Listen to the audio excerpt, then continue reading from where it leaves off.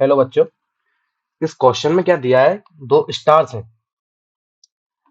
Star A and star B. Star A का mass m है और स्टार बी का मास 2m है, मतलब स्टार ए से ट्वाइस है। स्टार ए की डेंसिटी रो ए है और स्टार बी की डेंसिटी रो बी है। दोनों की रेडियस सेम है, मतलब वॉल्यूम दोनों का सेम है। इनमें कोलिजन होता है, ये टकराते हैं एक दूसरे से। तो उसके बाद कोलिजन के बाद क्या होता है, जो स्टार ए था उस पे से थोड़ा सा मास निकल जाता है, उस पे से थोड़ा सा वॉल्यूम निकल जाता है और वो वॉल्यूम स्टार बी पे डिपॉजिट हो जाता है। ये जो देखो बाहर का ये वाला पार्ट है, ये इस पे डिपॉजिट हो गया स्टार बी पे, है ना, इसकी डेंसिटी रो ए है अभी भी, ठीक है, बाहर वाले पार्ट की। और अंदर वाला है स्टार ए बी ऑलरेडी है ही, और ये इसके ऊपर स्टार ए का मास डिपॉजिट हो गया है, जो यहाँ से टूटा है। टूटने के बाद इस स्टार ए की जो वॉल्यूम है, जो इसका रेडियस है, वो r/2 हो जाता है।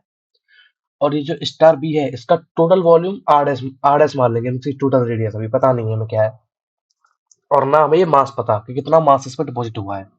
तो ये हमको निकालना है।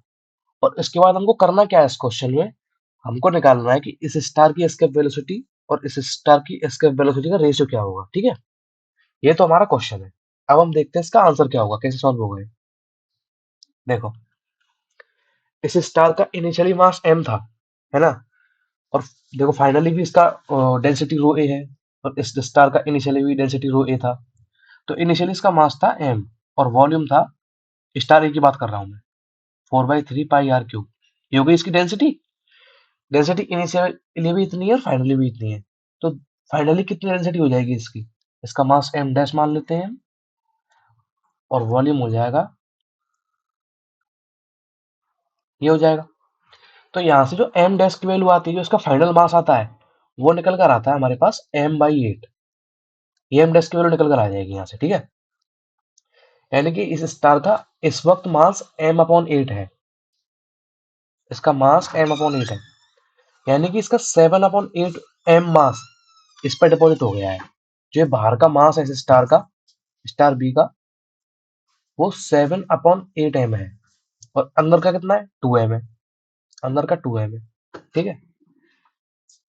तो इन टोटल मास कितना हो जाएगा इस स्टार का, स्टार बी का, वो हम देख लेते हैं। जो टोटल मास हो जाएगा स्टार बी का, वो होगा 2m/7/8m। ये हो जाएगा 23/8m, ठीक है, इसका टोटल मास। अब इसको जरा साइड में लिख लेते हैं हम, बाद में इसको देखेंगे। अब हमको सबसे पहले निकालना है इस बड़े वाले स्टार की टोटल रेडियस r डैश।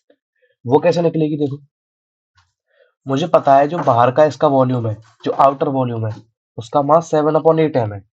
लेकिन उसको मैं ऐसे लिखूंगा, देखो, जो बाहर का वॉल्यूम आएगा वो आएगा total volume r dash cube minus star B का वॉल्यूम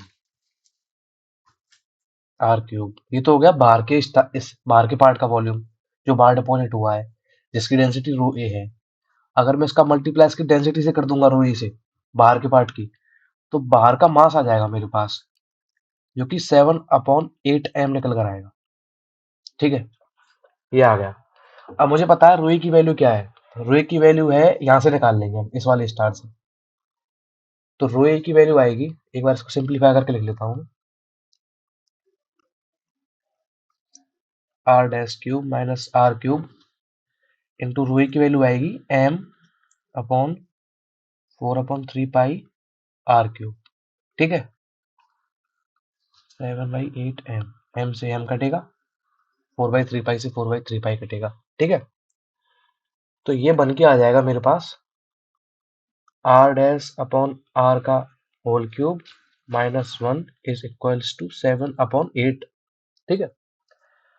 अब यहाँ से r डैश की वैल्यू आ जाएगी मेरे पास, वो देखो क्या आएगी। तो r डैश की वैल्यू आ जाएगी, ये 1 उधर जाएगा, 1 उधर जाएगा तो क्या होगा ये 15/8 हो जाएगा, इज इक्वल्स टू r डैश/r। यहाँ पर इसकी पावर 1/3 कर देते हैं, तो r डैश आ जाएगा निकल कर 15 की पावर 1/3/2। ये मेरे पास r डैश आ गया, ठीक है।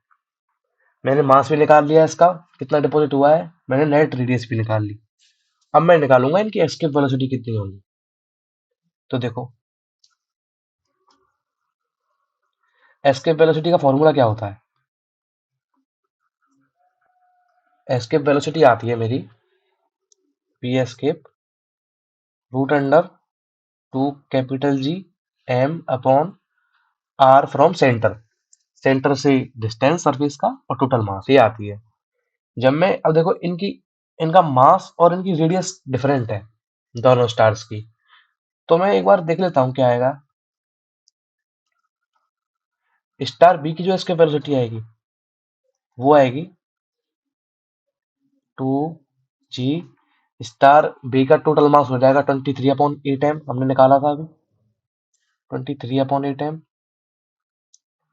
और स्टार बी की नेट रेडियस वो हमने ये निकाल लिया, देखो आर डैश, वो आएगी 15⁻⁴/2।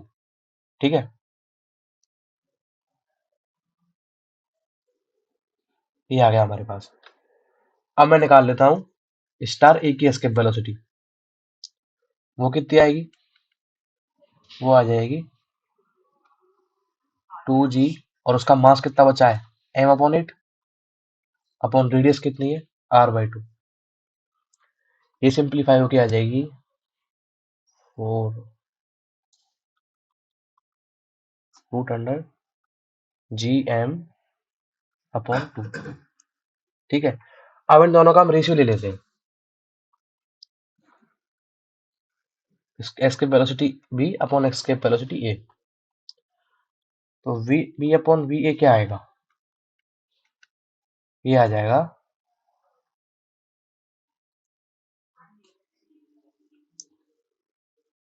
2g23/8m upon 15⁻⁴। ये जो अपॉन में 2 था वो ऊपर चला जाएगा, तो ये 4 बन जाएगा यहाँ पे, अपॉन में gm/2। जब हम इनको सिंप्लीफाई करेंगे तो ये निकल कर आएगा √23 15 1/3। ये निकल कर आ जाएगा जब इसको सिंप्लीफाई करेंगे हम पूरे को। तो अब देखो वीबी अपॉन वी ए की वैल्यू ये निकल के आई है हमारे पास, और क्वेश्चन में दे रखी है 10n 15⁻⁴, यानी 10n 23 के बराबर होना चाहिए। तो n क्या आ जाएगा मेरा? 2.3 आ जाएगा। यही इसका आंसर है, 2.3 n की वैल्यू। Thank you.